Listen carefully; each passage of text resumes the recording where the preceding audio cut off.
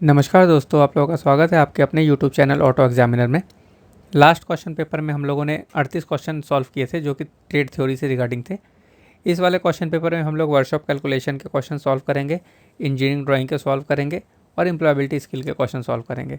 इसके अंदर टोटल जो क्वेश्चन होंगे वो हमारे वर्कशॉप कैलकुलेशन के 6 होंगे, एम्प्लॉयबिलिटी स्किल के जो होंगे 25 और ईडी के 6 क्वेश्चन होंगे। तो चलिए आइए शुरू करते हैं। पहला जो क्वेश्चन है हमारा, what is the flow of electron in any conductor. किसी कंडक्टर में इलेक्ट्रॉन का प्रवाह क्या होता है। ऑप्शन है रेजिस्टेंस, पावर, करंट, वोल्टेज। तो इसका जो सही आंसर है वो है करंट। अगला क्वेश्चन है, what is the square root of 529। 529 का वर्गमूल क्या है। ऑप्शन है आपके 33, 43, 13 और 23। तो इसका जो सही आंसर होगा ये होगा 23। 529 का जो वर्गमूल होता है वो होता है 23। आप निकाल के देख सकते हैं। अगला क्वेश्चन है, which property of metal has its power of returning to its original shape after the applied force is released. धातु के कौन से गुण बल लगाने पर विरूपित तथा बल हटाने पर वापस अपने पूर्वावस्था में आने की क्षमता रखता है। ऑप्शन है आपके मेलेबिलिटी, टेंसिटी, प्लास्टिसिटी या फिर इलास्टिसिटी। तो इसका जो सही आंसर है ये है इलास्टिसिटी। अगला जो क्वेश्चन है हमारा, which alloy use in electric lamp as filament. इसमें से किस मिश्र धातु का उपयोग विद्युत बल्ब के फिलामेंट में किया जाता है। ऑप्शन है आपके वेनेडियम, सिलिकॉन, कोबाल्ट या टंगस्टन।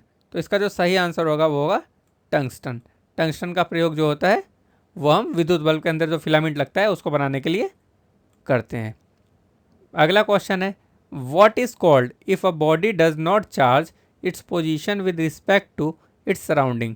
यदि कोई वस्तु अपने परिवेश के संबंध में अपनी स्थिति को नहीं बदलता है तो उसे क्या कहा जाता है। ऑप्शन है आपके body at rest, speed, velocity या बॉडी एट मोशन। तो इसका जो सही आंसर होगा ये होगा बॉडी एट रेस्ट, वस्तु का विश्राम अवस्था में होना। अगला क्वेश्चन है, which is equal to sine theta. Sine theta किसके बराबर होता है।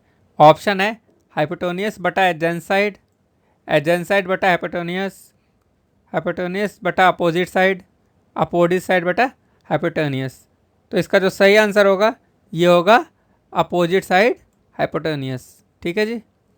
अगला क्वेश्चन जो आएगा हमारा इंजीनियरिंग ड्राइंग से आएगा। जो ये 6 क्वेश्चन थे आप लोग देख सकते हैं टोटल। ठीक है, ये आपके वर्कशॉप एंड कैलकुलेशन से थे। तो ये उसके 6 क्वेश्चन आए थे लास्ट टाइम वाले एग्जाम में। अब हम शुरू करेंगे इंजीनियरिंग ड्राइंग का। ठीक है जी। तो जो इंजीनियरिंग ड्राइंग का जो क्वेश्चन पेपर है उसका पहला क्वेश्चन है, identify the conventional symbol of material. चित्र में दिखाए गए सामग्री के पारंपरिक प्रतीक का पता लगाएं। ठीक है जी। ये जो सिंबल दिखा रखा है इसके बारे में पूछा गया है, ये किस चीज़ का है। तो इसमें जो ऑप्शन आपका दे रखा है ग्लास, पेपर, वुड और लेड। तो ये जो सिंबल है ध्यान से देख लीजिए, ये होता है वुड का सिंबल। ठीक है जी। आप लोग अपने बुक में पढ़ाई करी होगी इसके बारे में, तो ये वुड का सिंबल होता है। अगला जो क्वेश्चन है, which single stroke inclined letter A is correct as per IS standard. IS मानक के अनुसार कौन सा single stroke vertical letter A सही है। इसमें देखिए ए काफ़ी प्रकार से लिखे गए हैं, 4 प्रकार से। ठीक है, इसमें से कौन सा सही है। ठीक है, तो ये आपको बताना है। पहला ये है आपका, देख लीजिए एक बार। दूसरा ये है, तीसरा ये है और चौथा ये है।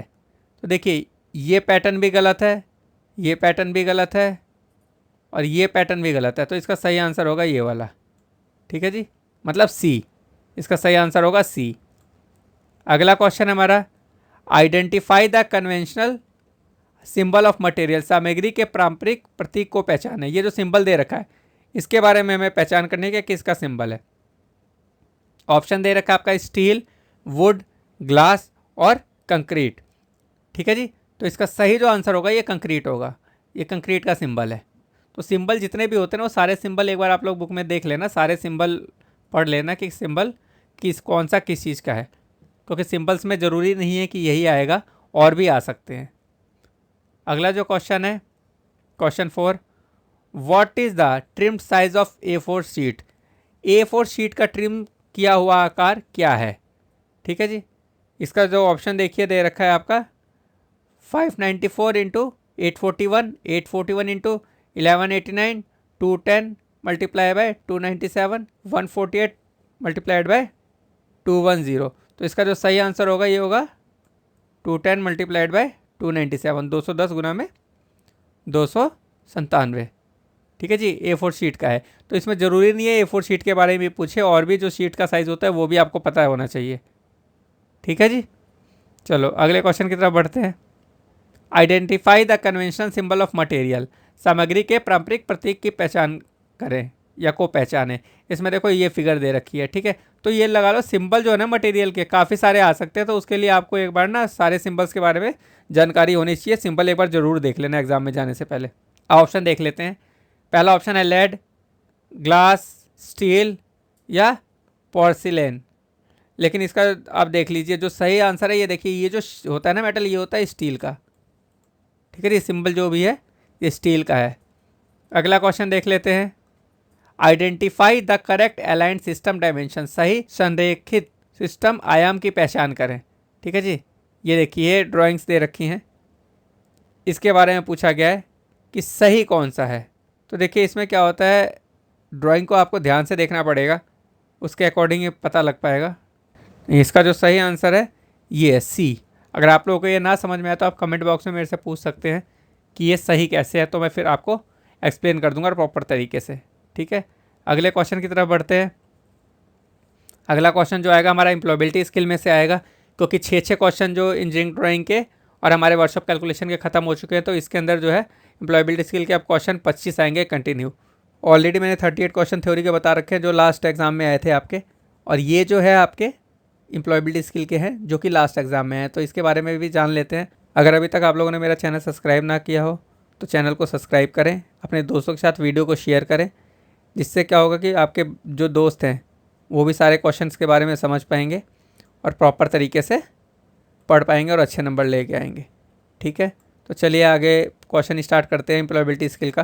पहला क्वेश्चन है हमारा, which of the following is not true. इनमें से कौन सा सही नहीं है। ऑप्शन है आपके only ask relevant questions, ask the questions with a genuine focus on understanding your customer in order to meet their needs, ask each customer the same set of questions, establish trust by focusing on customer needs and not your products। ठीक है, तो इसका जो सही answer होगा ये होगा आपका ask each customer the same set of questions. ठीक है, जितने भी वो होते हैं कस्टमर हैं आपके, उनसे क्वेश्चन जो भी होते हैं इक्वल जो स्टैंडर्ड्स होते हैं उसके अकॉर्डिंग ही पूछें, ये आपका सही आंसर होगा। अगला क्वेश्चन है आपका, this intention to move out of one place to another for better job is called. बेहतर नौकरियों के लिए एक स्थान से दूसरे स्थान पर जाने के इरादे को डैश कहा जाता है। क्या कहा जाता है, इरिगेशन, माइटिगेशन, माइग्रेशन या फिर लाइटिगेशन।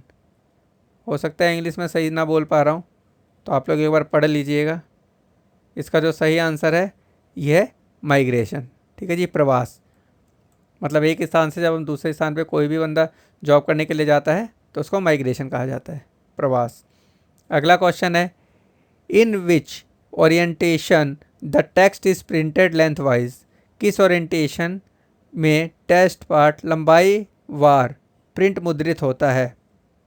अब ऑप्शन है आपके लैंडस्केप, मार्जिन, पोर्ट्रेट या विड। तो आप देखेंगे तो इसका सही आंसर होगा पोर्ट्रेट। कभी भी कोई भी चीज़ होती है ना तो देखना है ऐसे करके ऐसे प्रिंट की जाती है, तो ये पोर्ट्रेट है। ठीक है, लैंडस्केप जो होता है वो ऐसे होता है, ऐसे। अगला क्वेश्चन है, goals are of two types. लक्ष्य 2 प्रकार के होते हैं। अब ये ऑप्शन दे रखे हैं, इसमें से बताना है कि लक्ष्य जो है 2 प्रकार के कौन से होते हैं।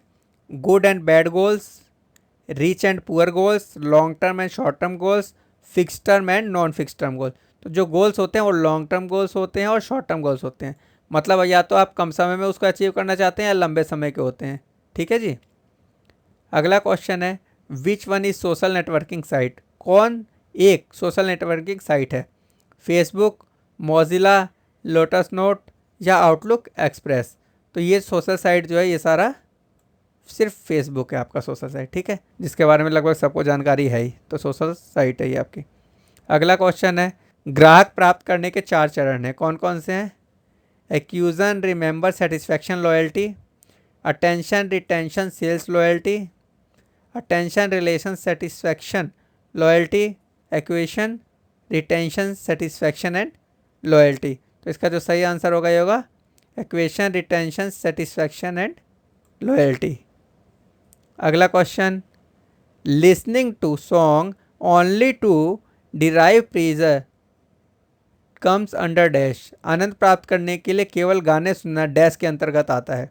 ऑप्शन है critical listening, comprehensive listening, therapeutic listening, appreciative listening.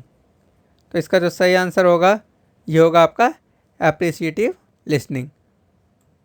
अगला क्वेश्चन है हमारा, it is best to ask dash question when asking question. प्रश्न पूछने समय डैश प्रश्न पूछना सबसे अच्छा है। Open end, close ended, rude, sensitive या पर्सनल। तो किसी से भी अगर क्वेश्चन पूछना हो तो ओपन एंड क्लोज एंडेड पूछना चाहिए। क्लियर पूछो जी, क्या बात है क्या नहीं है, ठीक है। गलत तरीके से, सभ्य तरीके से बात नहीं करनी चाहिए।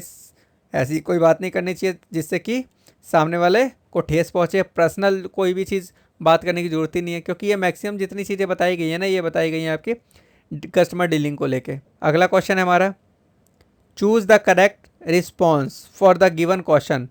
How have you been. दिए गए प्रश्न के लिए सही उत्तर चुने। How have you been. Option है आपके on vacation and you, same to you, very well and you, thank you and you.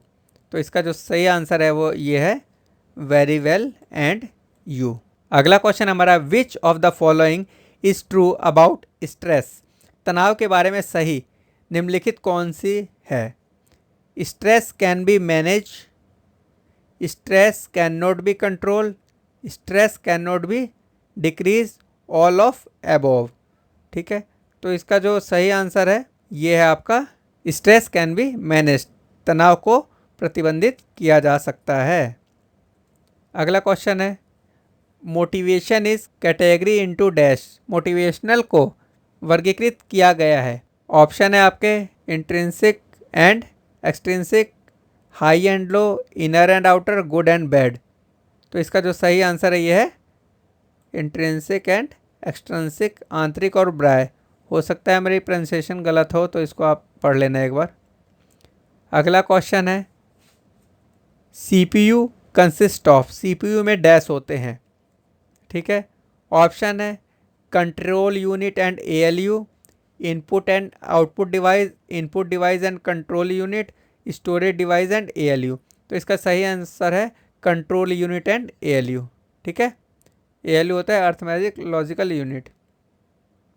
अगला जो क्वेश्चन है, which one is an input device. कौन सा एक इनपुट डिवाइस है।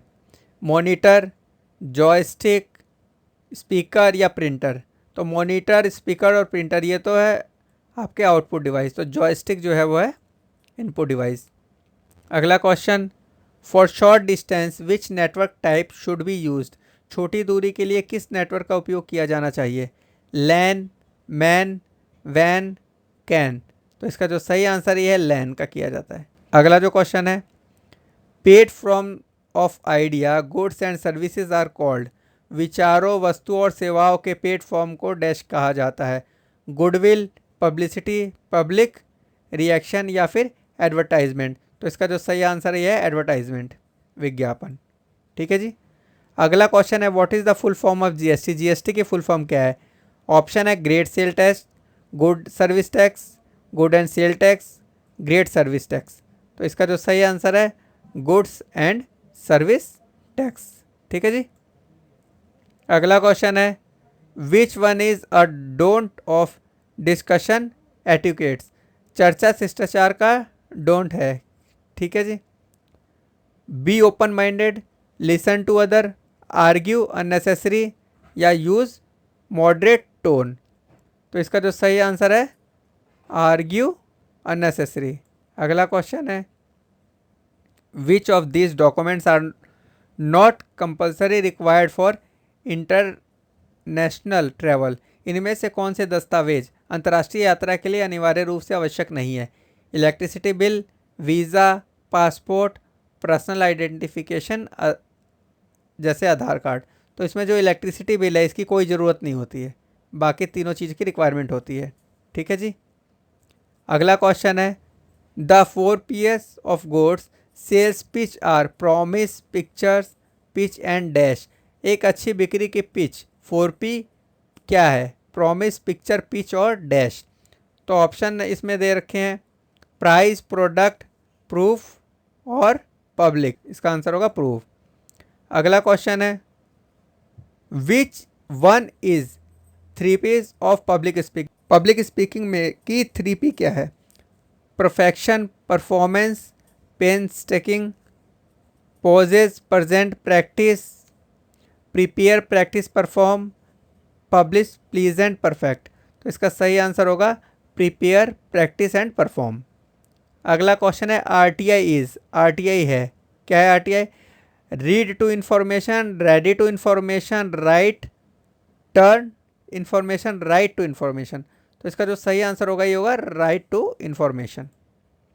अगला क्वेश्चन है हमारा which one is a don't of information security. सूचना सुरक्षा में कौन नहीं आता है?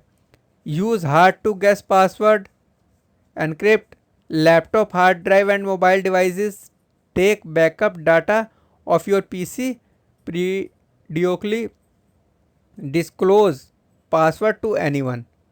ठीक है, तो इसका जो सही आंसर होगा ये होगा डिस्क्लोज पासवर्ड टू एनीवन।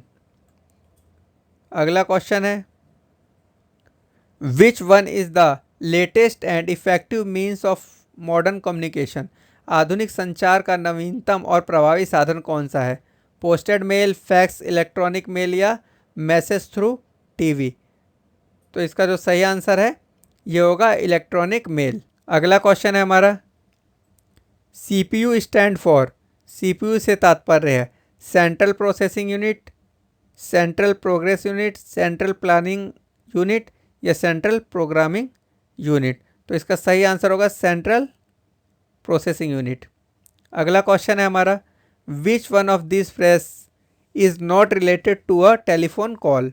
इनमें से कौन सा वाक्यांश एक टेलीफोन कॉल से संबंधित नहीं है? Call back, hold on, makeup या पिकअप।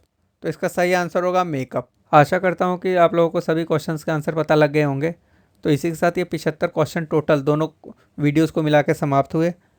और अगर आप लोगों ने अभी तक चैनल को सब्सक्राइब ना किया हो तो चैनल को सब्सक्राइब करें, अपने दोस्तों के साथ शेयर करें, साथ ही बेल आइकन को भी दबाएं ताकि जब भी नेक्स्ट वीडियो आए तो आपके पास अलर्ट पहुंच जाए। और ज़्यादा से ज़्यादा इस वीडियो को शेयर करें अपने दोस्तों के साथ।